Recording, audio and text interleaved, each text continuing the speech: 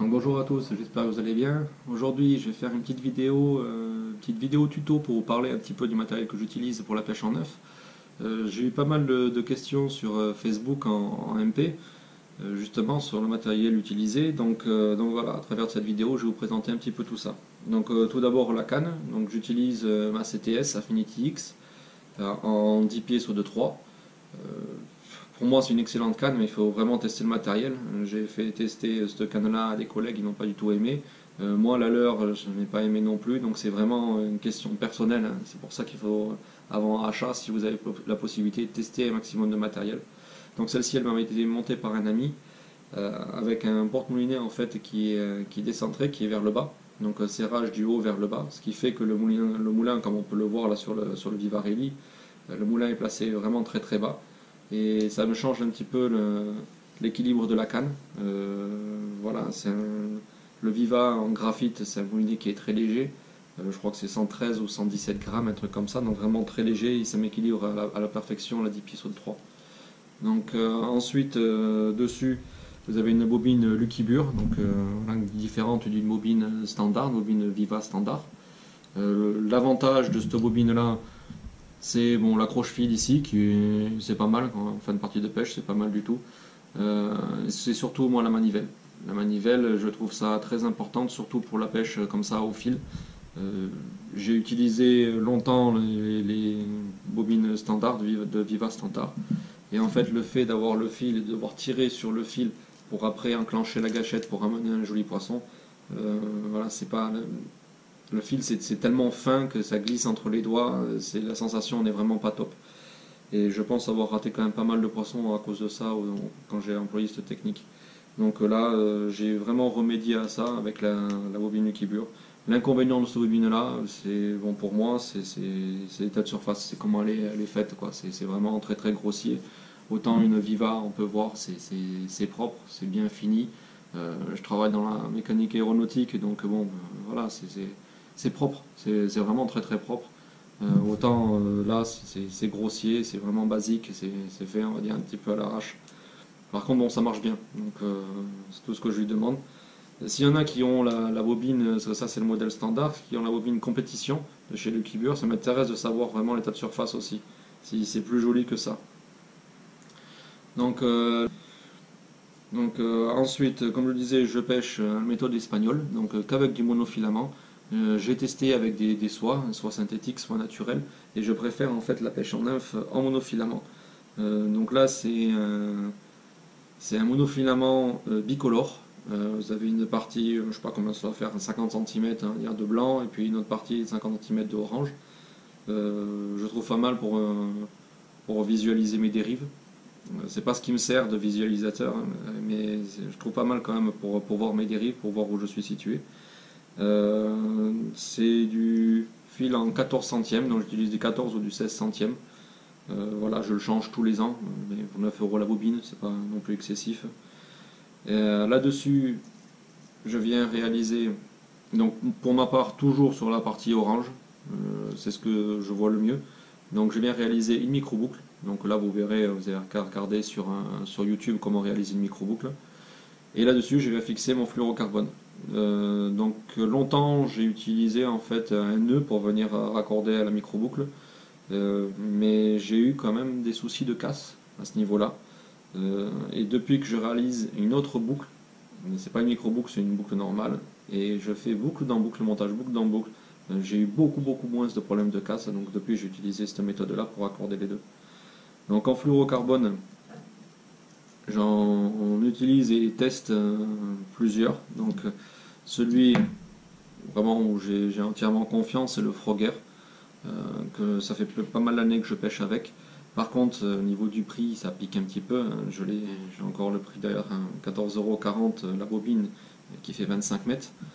Ça fait un peu mal, hein. Savoir que je change régulièrement moi, mes pointes, donc je dépense 2-3 bobines par an. Ça fait un peu mal. Là, le collègue Stéphane que vous voyez sur les vidéos, il m'en a passé deux à tester. Donc le Wizard, qui est pas mal du tout. Je ne le connaissais pas, hein. Même le nom je ne le connaissais pas. Aux alentours de 9 € la bobine de 50 mètres. Donc vraiment rapport qualité-prix, pas mal du tout, hein. Mais il est vraiment très bien. J'ai été un petit peu surpris, hein, moi qui étais habitué au Frogger.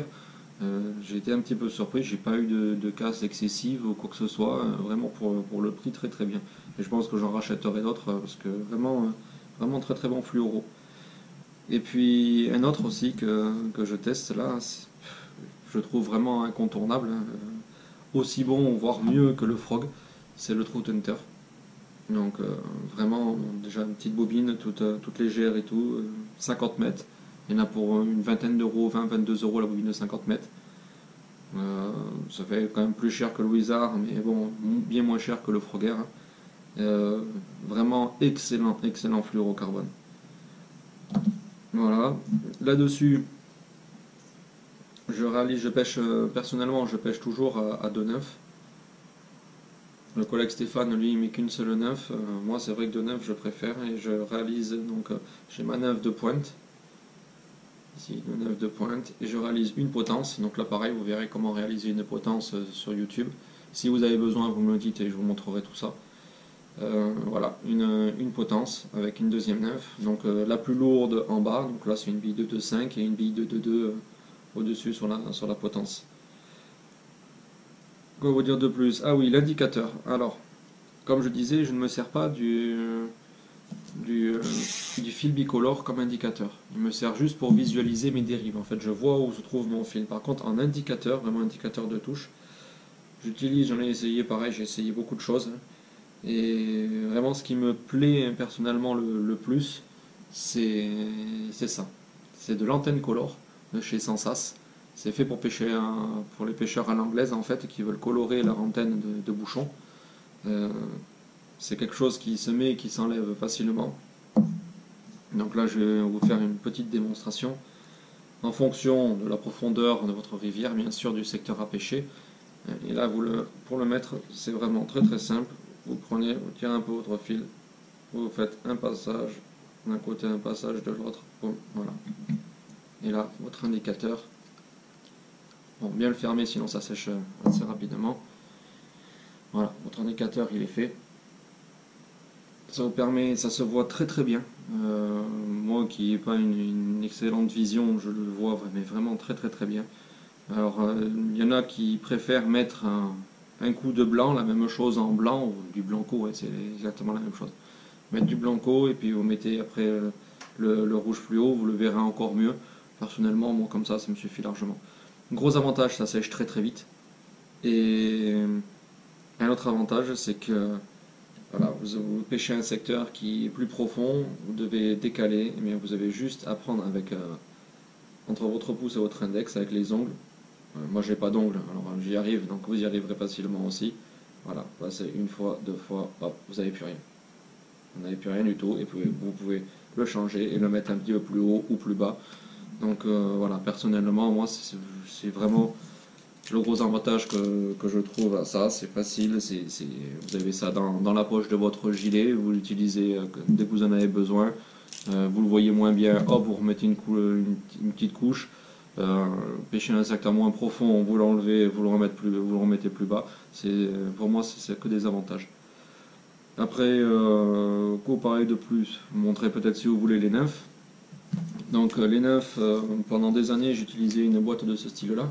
Bon là c'est une JMC, mais peu importe la marque, hein. Compartimentée, il y a 4 compartiments à l'intérieur qui vous permettent de stocker énormément de modèles de nymphes. Donc à savoir que si vous remplissez une boîte comme ça, il vaut mieux pas tomber à l'eau, hein, vous allez couler avec le poids. Alors c'est une plaisanterie, mais bon voilà, c'est très lourd. Très lourd, je trouve ça. Maintenant je trouve ça très très encombrant. Donc c'est quelque chose que je n'utilise plus du tout, elle reste à la maison. Celle-là c'est pour stocker en fait à l'intérieur. J'ai quelques modèles de sèche que j'ai en trop, des modèles pour le début de saison, des gros modèles pour imiter un peu les marges brunes. Voilà, c'est une boîte de stockage que je me sers à la maison, sinon elle bouge plus de chez moi. Et par contre maintenant j'utilise énormément ces boîtes. Bon là j'en ai beaucoup, mais vous inquiétez pas, j'en utilise très peu en fait. C'est des boîtes extra plates. Donc je trouve ça vraiment très très pratique, hein. Vous avez vos modèles dessus, gros avantage, voilà, c'est très fin, vous en mettez 2, 3 comme vous voulez, 2, 3 dans votre gilet, c'est beaucoup plus petit qu'une boîte comme ça, on peut voir en fonction de la taille. beaucoup plus petit, c'est très pratique. Donc au début j'utilisais en fait une boîte par taille. Donc j'avais par exemple deux, donc vous pouvez mettre après les petites étiquettes, mais 2, 5, 3, voilà. Ça me faisait pareil, ça me faisait beaucoup de boîtes, donc je voyais pas trop l'intérêt en fait d'enlever ça où j'avais tout dedans pour venir mettre après 3 ou 4 boîtes dans mon gilet. Donc maintenant je pêche avec une ou deux boîtes. Voilà, je mets plusieurs tailles. Donc là on voit 3,5, 2,5, billes de 2, j'ai des billes de 2,2, voilà. Et avec une boîte ou deux boîtes, vous avez largement de quoi faire, mais même de trop.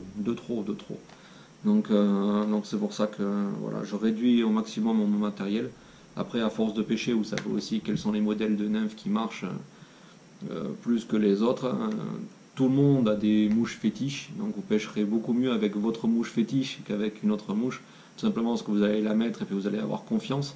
Donc voilà, souvent c'est la qualité de la dérive qui fait que vous prendrez du poisson plutôt que la nymphe, mais que si vous pêchez avec une nymphe dans laquelle vous avez entièrement confiance, vous pêcherez mieux. Ça, pour moi, je trouve ça obligatoire. Autant la nymphe que la sèche, pour moi c'est clair. Donc après j'utilise essentiellement deux modèles. Donc il va y avoir des modèles de style perdigone. Donc une perdigone c'est tout simplement un hameçon, une bille, des cercles et puis un corps, mais le corps qui est verni, donc elle va plonger, elle va rentrer dans l'eau beaucoup plus facilement. Voilà, le modèle perdigone ça marche très très bien, donc là vous pouvez en voir à part ça, mais sinon vous pouvez en voir pas mal de modèles. Ça après c'est en fonction de vos choix. Il y a des modèles qui marchent vraiment très bien, je vous en reparlerai si ça vous intéresse dans une autre vidéo. Et ensuite je vais avoir d'autres modèles, donc là j'avais dit deux, mais en fait il y aura trois sortes. Là ce sont des plompins avec un petit dubbing sur le dessus. Donc un plompin normalement n'a pas de dubbing, mais celui-là il a un petit dubbing, j'aime beaucoup. Donc voilà, des petits plompins, et vous allez avoir les billes comme vous pouvez voir, vous pouvez retrouver ça sur la chaîne YouTube, sur ma chaîne YouTube, ou alors sur le blog. Donc voilà, un modèle avec un corps en herle, un petit dubbing. Ça marche vraiment très bien. Donc ça c'est la petite bleue. Je pense que maintenant, à force de l'entendre dans mes vidéos, vous commencez à la connaître. Celle-là, pour moi, elle est incontournable. Je l'ai déclinée en d'autres tailles et puis avec d'autres dubbing et d'autres herles, et vraiment voilà. La vautour bleue elle est terrible, mais les autres elles marchent aussi très bien. Et là, quand on parlait de perdigone, j'aurais dû vous montrer celle-là. C'est toute la partie ici là. Donc ça c'est un collègue basque qui a son fly shop, Martial, et qui m'a fait cadeau de quelques perdigones qui sont vraiment magnifiques. Et vous les verrez prochainement, parce que là vous avez pu voir sur la chaîne la première vidéo en fait d'Espagne, donc la moitié de la première journée. Je vais terminer la seconde partie, je pense demain ou après-demain, et ensuite il y aura le second jour, et le second jour ce sont ces perdigones avec lesquels j'ai fait le 95-99% des poissons. Voilà, j'ai essayé mes nymphes, mais les poissons ne voulaient que les perdigones. Mais écoutez, j'espère que la vidéo vous a plu. Si vous voulez plus ample d'informations, n'hésitez pas à m'envoyer un petit message, j'y répondrai avec grand plaisir. Mettez un petit like, c'est toujours sympa. Et puis abonnez-vous à la vidéo si ce n'est pas déjà fait. Allez, je vous remercie et puis passez une bonne soirée. Adi chat.